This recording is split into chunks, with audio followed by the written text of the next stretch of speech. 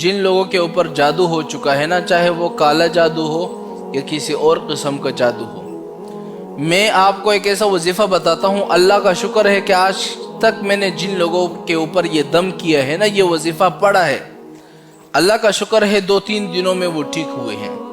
بڑے بڑے لوگوں نے جادو کیے، کالے جادو کیے، لیکن اللہ کا شکر ہے اس وظیفے کے اندر اتنی طاقت ہے کہ میں آپ کو بتا نہیں سکتا۔ ایک دفعہ ایک شخص اس کے اوپر کسی نے کالا جادو کیا تھا۔ کالا جادو بڑا خطرناک ہوتا ہے۔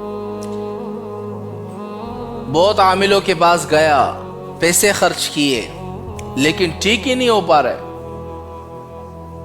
میرے پاس آیا، اللہ کا شکر ہے میں نے اس کے اوپر یہ وظیفہ صرف ایک دفعہ اس کے اوپر پڑا، دم کیا، میں نے پانی دم کر کے دے دیا۔ اگلے ہفتے میں ماشاءاللہ وہ بالکل ٹھیک ٹھاک ہو گیا، سارا کالا جادو ختم ہو گیا۔ اب وجہ کیا ہے کہ اس وظیفے کے اندر اتنی طاقت موجود ہے، میں آپ کو بتا نہیں سکتا۔ اگر آپ کے گھروں میں جادو ہو چکے ہیں، کالے جادو ہو چکے ہیں، سب سے بڑا جادوگر بھی آپ کے پاس آ جائے نا، اس وظیفے کو کر لو، آپ کے اوپر کوئی جادو کا اثر نہیں ہوگا۔ نوٹ کر لیں اب وہ وظیفہ کون سا ہے۔ سب سے پہلے آپ نے 11 مرتبہ درود شریف پڑھنا ہے۔ درود شریف تو آسان ہے، اللہم صلی علی محمد۔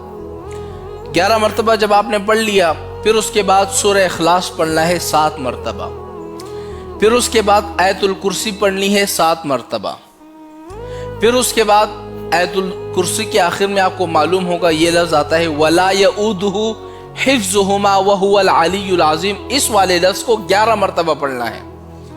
پھر اس کے بعد 3 مرتبہ سورہ کافرون، یا آخر کے جو 4 قل ہے نا، سورہ کافرون، سورہ اخلاص، سورہ فلق، سورہ ناس، اس کو آپ نے 3 مرتبہ پڑھنا ہے۔ پھر اس کے بعد آپ نے کیا کرنا ہے، 11 مرتبہ سورہ اخلاص پڑھنا ہے۔ پھر اس کے بعد جس کے اوپر جادو ہو چکا ہے، ٹونا ہو چکا ہے، سب سے بڑا بھی جادوگر آ جائے نا، پھر اس بندے پر جادو کا اثر نہیں ہو سکتا اگر آپ اس وظیفے کو کر لیتے ہو۔